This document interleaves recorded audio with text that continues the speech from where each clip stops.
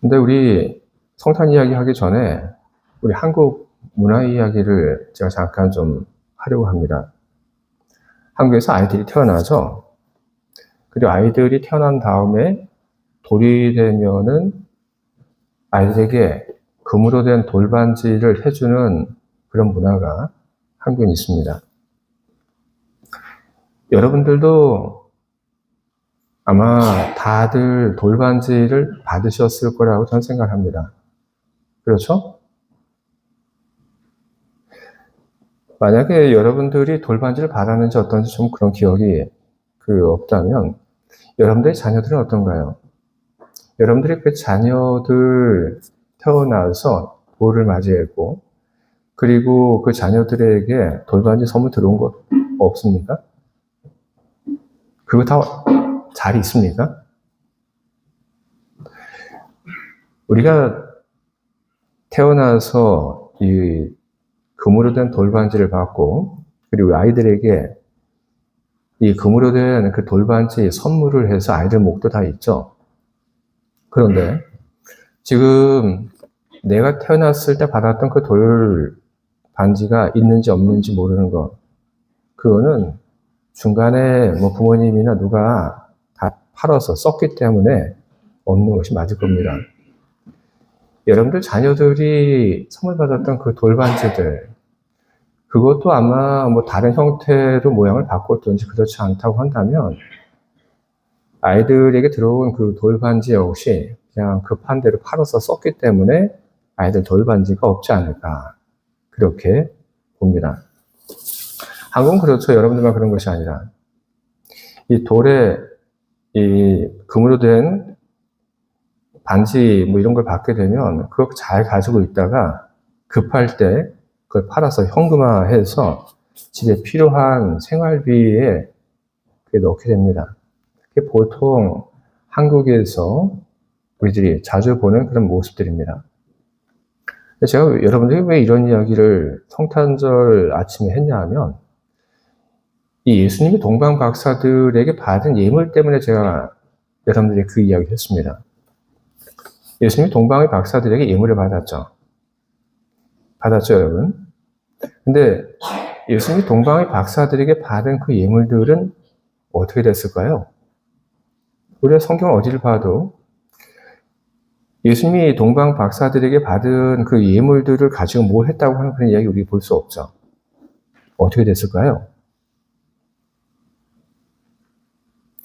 그 예물들을 어떻게 했을까? 성경학자들은 그렇게 이해합니다. 그 예물들 예수님의 부모님들이 팔아서 썼을 거다. 그렇게 성경학자들이 이해합니다. 왜? 아기 예수님의 부모들이 예루살렘에서 갑자기 애굽으로 피난을 해야 됐고 그리고 이 애굽에 들어가서 살기 위해서는 그러면 어쩔 수 없이 그것을 팔아서 생활비로 충당을 했어야 했을 것이다. 성경학자는 이렇게 동방 박사들이 가져왔던 그 예물들이 생활비를 위해서 팔았을 것이다 라는 그런 합리적인 의심을 합니다. 그런데 이 동방의 박사들이 예수님께 가져왔던 그 예물들을 팔아야 하는 상황, 그 상황은 우리가 익히 알고 있는 성탄절과는 좀 다른 모습을 우리에게 보여줍니다. 우리가 성탄하게 되면 우리들이 많이 보는 모습은 뭘까요? 반짝이는 별 보죠? 그리고 또 우리가 뭘 보냐면 성경을 통해서 천사들의 합창을 우리는 봅니다. 목자들이 방문한 것도 보게 되죠. 그리고 동방 박사들의 경배.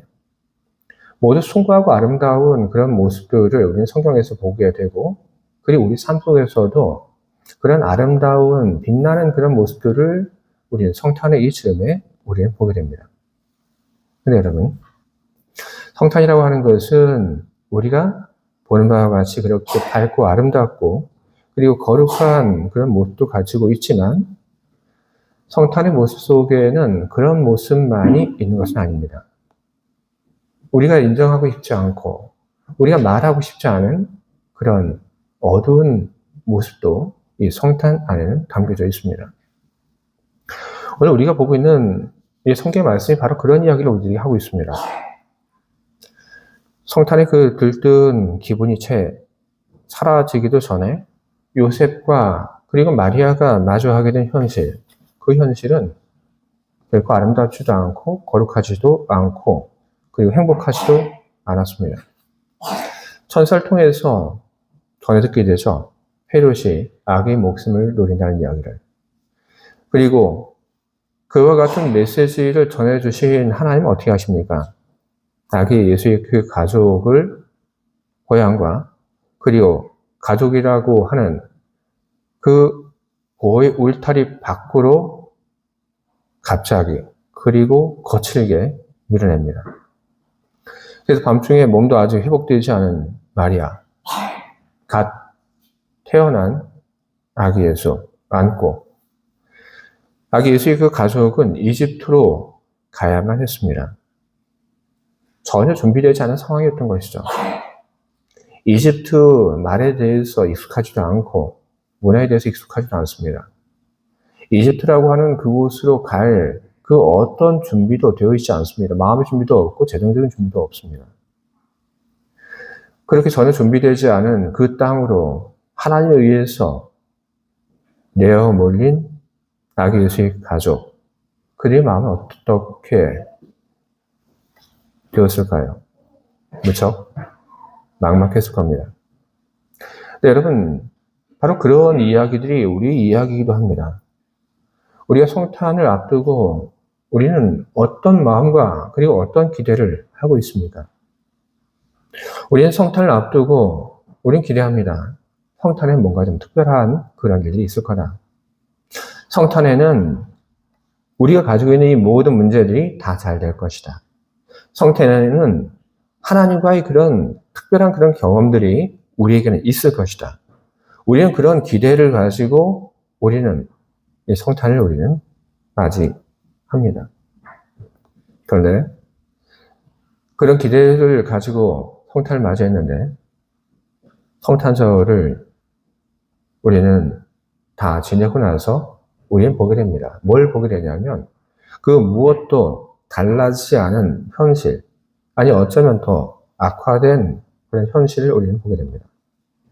우리가 가졌던 경제적인 위기나 질병, 그리고 관계의 그 단절이라고 하는 것이 전혀 해결되어 있지 않고 어쩌면 하나님께서는 우리가 성탄 전에 우리가 가졌던 그런 어렵고 그리고 회피하고 싶은 그런 상황보다 더 거칠고 힘든 그런 상황 속으로 우리를 몰아 넣는 것을 우리는 경험을 합니다. 그런 이유는 뭘까요? 바로 그 이유는 하나님께서 무관심하시기 때문도 아니고 하나님께서 우리를 버리셨기 때문도 아닙니다. 성탄의 이 날이 지나고 그리고 우리가 원하지 않는 아무것도 변한 것이 없는 것 같은 그런 상황, 어쩌면 더 나쁜 그런 상황 속으로 우리들이 들어가게 되는 것, 바로 그것은 거기 아니면 만날 수 없는 하나님의 은혜와 그리고 하나님의 섭리가 있기 때문에 그런 것입니다. 고향과 그리고 친척이라고 하는 그 안전한 울타리에서 밖으로 내어 몰렸던 요셉과 마리아, 그들에게 들린 것은 뭘까요? 동방 박사들이 갖다 준 예물이 있죠. 그게 있습니다. 그걸 팔아서 낯선 곳에 가서 생활할 수 있는 그런 자금으로 바꿀 수 있는 바로 그런 것들입니다. 하나님이 준비하신 것이죠. 그러나 더 중요한 것이 바로 그들에게는 있었습니다. 그들이 원하지 않는 이집트라고 하는 그런 땅으로 내어 모른 그 하나님께서 아기 예수의 그 가족에게 주신 것. 바로 그것은 무엇이냐면 이집트로 가는 동안 아기 예수의 어머니와 아버지가 품었던 바로 그것. 바로 그 생명, 예수. 바로 그 예수가 하나님께서 그 가정을 위해서 주신 능력이었고 그리고 은혜였던 겁니다. 요셉과 마리아가 품었던 그 예수는 그들의 힘이 되었고 그리고 그들이 이집트로 가야 하는 그런 목적이 되었던 것입니다. 여러분, 우리도 그렇습니다. 우리가 성탄을 지낸 후에 우리가 마주하게 되는 그런 현실, 그런 현실 속에서 우리는 하나님의 준비하심을 우리는 경험할 수 있습니다. 하나님께서는 성탄 이후에 우리들이 마주하게 되는 현실, 바로 그 현실을 위해서 동방 박사들의 예물과 같은 것을 우리들에게 주십니다. 그리고 성탄 이후에 우리들이 살아가야 하는 그 현실을 위해서 주신 가장 강력한 무기라고 하는 것은 무엇이냐 하면 바로 믿음인 것입니다. 이 믿음이라고 하는 것은 마치 무엇과 똑같냐 하면 재난 현장에서 사용하는 은박 담요와 똑같습니다. 간혹 아주 추운 겨울날이 되게 되면 거리에 있는 노숙자들을 위해서 아주 얇은 은박 담요들을 나눠주는 그런 일들이 있습니다. 아주 얇은 은박 담요, 그걸 보게 되면 그게 뭐 그렇게 도움이 될까 싶기도 한데, 그런데 그것이 생명을 지키고 체온을 지키는데 그게 정말로 큰 도움이 됩니다. 겨울산에 올라가는 사람들도 그렇죠. 겨울산에 올라가는 사람들이 산에 올라가면서 당일로 내려올 그런 계획을 가지고 올라갈 때에도 산행을 하는 사람들은 자기 그 짐 속에 아주 작은 은박 담요 하나를 가져갑니다. 제 손바닥만한 그 작은 은박 담요, 정말 종이장처럼 얇은 그 은박 담요 그걸 하나 가져갑니다. 그것이 과연 도움이 될까? 사람들이 그렇게 생각을 하지만 그것은 정말로 도움이 됩니다. 그 작은 은박 담요가 체온을 반사해서 생명을 지켜냅니다. 바로 그 작은 그 은박 담요가 사람을 살리는 그런 역할을 하게 되는 것입니다. 여러분, 우리 믿음이라고 하는 것이 바로 그렇습니다. 우리 믿음이라고 하는 것이 세상을 살아가는 데 있어서 그렇게 도움이 될까? 나의 믿음이 신통치 않은데 내가 예수님에 대해서, 하나님에 대해서 갖고 있는 그 믿음이 정말 얼마 안 되는데, 그런데 이것이 나를 지켜줄까? 예, 여러분, 그렇습니다. 여러분들이 가지고 있는 그 믿음이, 아기 예수에 대한 그 믿음이, 임마누엘 하나님에 대한 그 믿음이 여러분의 생명과 그리고 여러분의 영혼을 지켜주는 역할을 하게 됩니다. 이집트라고 하는 곳은 여러분 어떤 곳입니까? 그것은 이스라엘 백성들이 종노릇 하다가 도망쳐 나온 바로 그런 곳입니다. 탈출했던 곳이죠. 그런데 하나님께서는 아기 예수의 그 가족을 그곳으로 다시 보냅니다. 도망쳤던 곳, 바로 그것이 이제는 가야 할 곳, 그리고 피난처가 되는 바로 그런 역사를 우리는 성경 속에서 우리는 보게 됩니다. 우리 역시 살다 보면 우리가 과거에 겪었던 그 고통, 그 속으로 하나님이 나를 집어넣는다는 그런 경험을 하게 됩니다. 우리는 묻죠. 하나님, 저렇게 어렵고 힘들었던 그런 상황에서 겨우 벗어났는데 다시 거기로 저를 몰아넣으십니까? 내 건강 때문에 무척 힘들고 어려워서 노력하고 기도하고 치료받고 그래서 회복이 되었는데 다시 나에게 건강에 문제가 있다니 하나님, 이것이 뭔가요? 우리 그렇게 이야기를 하죠. 내가 있고 싶지 않았던 곳에서 떠나왔는데, 그런데 하나님은 내가 떠나왔던 그곳으로 다시 나를 집어넣으십니다. 그래서 여러분, 우리는 그 속에 담겨져 있는 하나님의 마음과 그리고 의도를, 계획을 우리는 잘 발견하는 사람이 되어야 할 것입니다. 이스라엘 백성들이 도망쳐갔던 이집트, 바로 그것이 아기 예수의 그 가족에게 있어서는 든든한 피난처가 되고, 그리고 이스라엘 사람들이 원하지 않았던 바로 그것이 아기 예수의 그 가족이 하나님의 능력을 경험하는 그런 새로운 장이 되게 되었던 것입니다. 바로 그것이 성탄의 신비이고 그게 성탄의 은총인 것입니다. 여러분, 이제 성탄의 화려한 불빛은 하나씩 하나씩 꺼져갑니다. 그러나 성탄의 그 불빛이 다 꺼져간다고 해서 우리는 서운하거나 그리고 우리는 실망할 필요가 없습니다. 진짜 성탄의 은총은 이제부터가 시작인 것입니다. 그 성탄의 신비는 우리들이 외면하고 싶었던 이집트라고 하는 그런 척박한 시간, 그 장소 속에서 완성되기 때문에 그런 것입니다. 우리들이 원하지 않는 그런 자리, 아무것도 달라진 것이 없는 것처럼 보이는 그 상황은 우리 믿음이 성장하는 자리가 될 것이고, 그리고 그 자리는 하나님이 일하시는 것을 보는 그런 자리가 될 것입니다.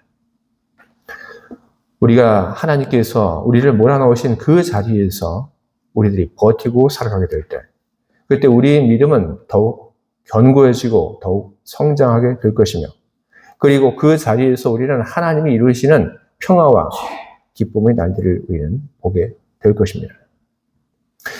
주의 사랑하는 교회 여러분, 이제 성탄의 이 날이 지나고 우리는 각자 하나님께서 우리를 몰아넣으시는 그 자리로 우리는 가야 할 것입니다.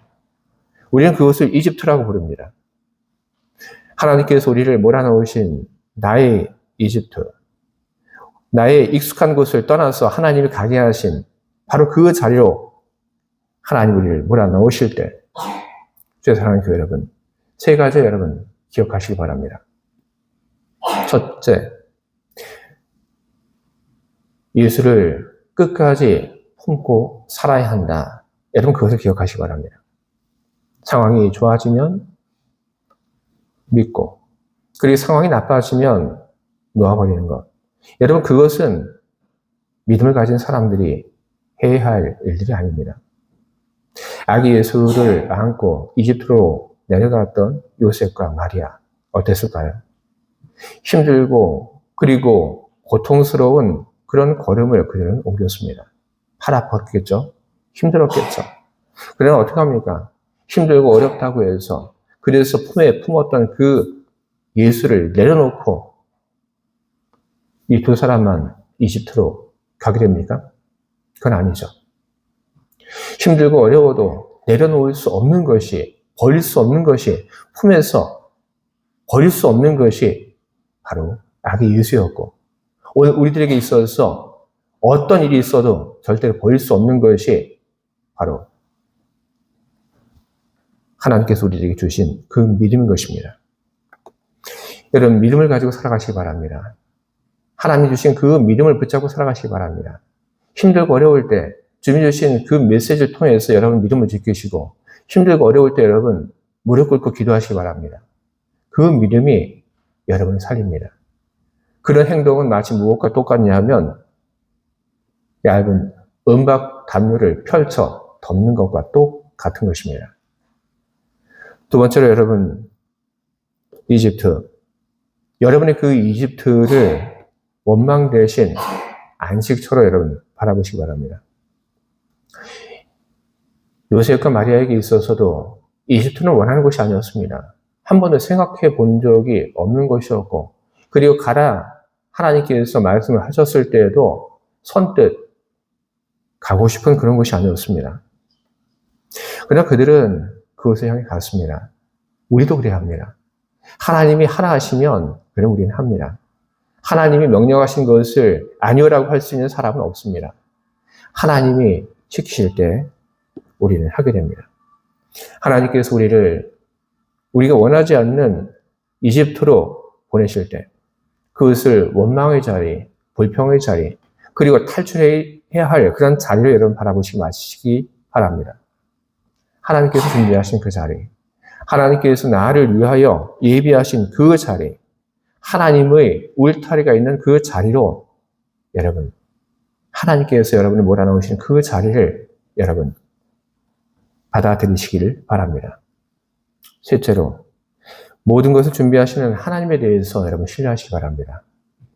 동방 박사를 통해서 하나님께서는 아기 예수를 위한 축하의 예물을 준비하게 하셨고, 그리고 하나님께서는 그것을 가지고 이집트에서 아기 예수의 그 가족이 버티고 살아갈 수 있도록 그렇게 하셨습니다.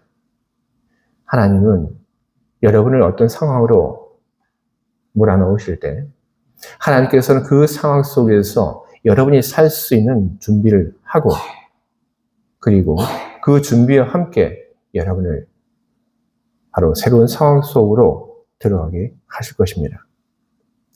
주의 사랑하는 교회 여러분, 이제 성탄의 그 찬란한 빛들이 꺼지지만 이제 진정한 성탄은 지금부터라고 하는 것을 여러분 기억하시기 바랍니다. 아기 예수의 그 믿음을 가지고 주님이 가라 하신 그 자리에 가서 살아가시는 여러분. 여러분의 그 믿음이 더욱 찬란한 빛을 띠는 그런 믿음이 되길 바랍니다. 그리고 그 자리에서 살아가는 여러분들이 하나님이 하시는 그 일들을 바라보며 하나님께 감사와 찬미를 올릴 수 있는 그 날이 속히 여러분들에게 오기를 주님의 이름으로 축원을 드립니다. 아멘. 함께 기도하겠습니다.